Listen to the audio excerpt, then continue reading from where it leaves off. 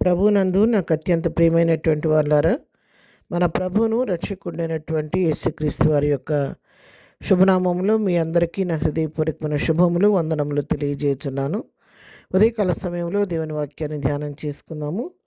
ఈరోజు వాక్య ధ్యానం కొరకు మనం తీసుకున్నటువంటి లేఖన భాగము యాకోబు రాసిన పత్రిక 4వ అధ్యాయం 10వ వచనం చదువుకుందాం.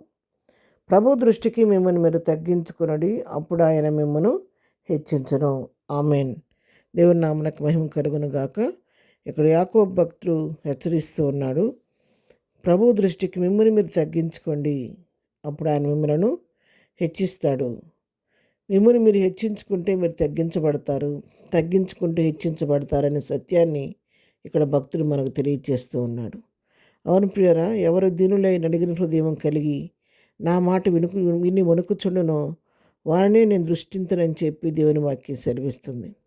దీనులై దేవుని మాటకు విని ఆ మాటకు విధేయత చూపిస్తారో, లోబడతారో వారిని దృష్టిస్తారని దేవుని వాక్యం మరి మనతో మాట్లాడుతుండగా మనము కూడా విని దీనునివై ఆయన కృప కొరకు ఎదురు చూసేవారిగా మనం ఉండాలి.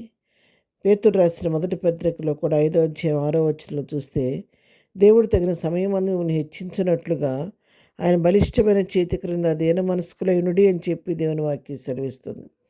ఆయన మనల్ని హెచ్చించే వరకు, తగిన సమయం వచ్చే వరకు మనం ఏం చేయాలంటే ఆయన బలిష్టమైన చేతి క్రింద దీనులమై ఉండాలి.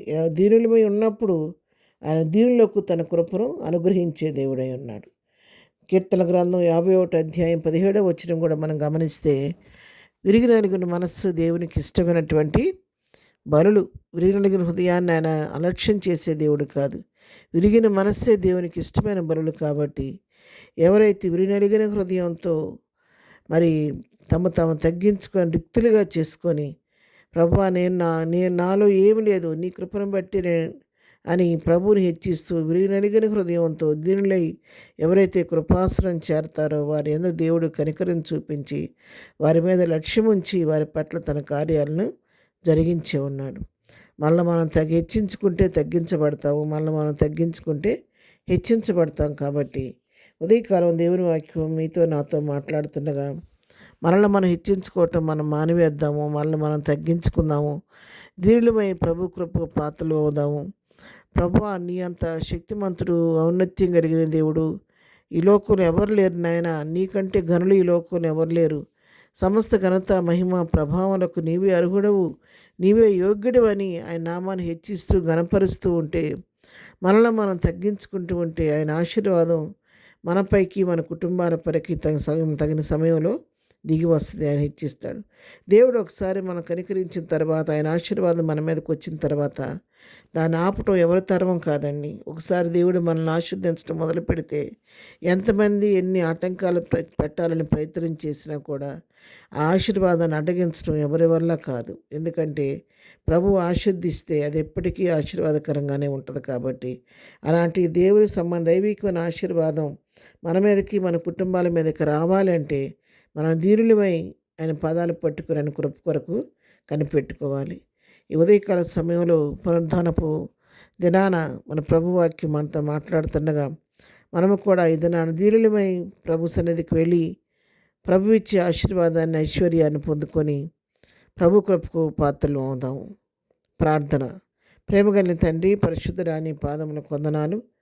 ఉదయకాల సమయంలో మాకు ఇచ్చిన శ్రేష్టమైన వాక్య భాగాన్ని బట్టి నీ కొందనాలు. ప్రభువా, మమ్మల్ని మేము తగ్గించుకోవటం మాకు నేర్పించండి. మీ నామాన్ని ఘనపరచడం, హెచ్చించడం మాకు నేర్పించండి. నేను అనే అహం, నాది అనే యెహోవా నామాలో నుంచి తీసివేసి, మేము మా సొత్తు కాదు, విలువ పెట్టి కొనబడిన వారిని నిత్యం జ్ఞాపకం చేసుకుంటూ నీకు చెందవలసిన మహిమను నీకు చెల్లిస్తూ మీ నామాన్ని హెచ్చిస్తూ ఘనపరుస్తూ దీనులమై నీ కృప కొరకు కనిపెట్టుకునే మనసు మాకు దయచేయండి. నీ బలిష్టమైన చేతి కింద దీనులమై నీ ఆశీర్వాదం మా మీదకి వచ్చే వరకు, ఆ సమయం కొరకు వేచి ఉండే కృప మాకు అందరికీ దయచేయండి.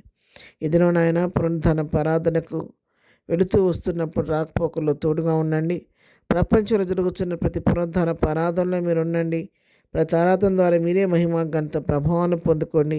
ఎక్కడ ఎలాంటి అవాంఛనీయ సంఘటనలు జరగకుండా మా మందిరాల చుట్టూ మీ దూతలను తోడుగా ఉంచండి నాయన. ఈ దినం మేము చేయి పనిపాట్లో రాకపోకలో తోడుగుండండి. ఈ దినం బర్త్డే మ్యారేజ్ చేసుకున్న బిడ్డలను దీవించి ఆశీర్వదించండి. ప్రతి వారి పట్ల నీ కృప విస్తరింపచేసి ఈ దిన దీవెనలతో నింపి నడిపించమని యేసునామములో ప్రార్థించడి పొందుకొని ఉన్నాము తండ్రి. ఆమెన్. ప్రభు కృప సదాకాలం మనందరికీ తోడయుండి నడిపించును గాక. ఆమెన్.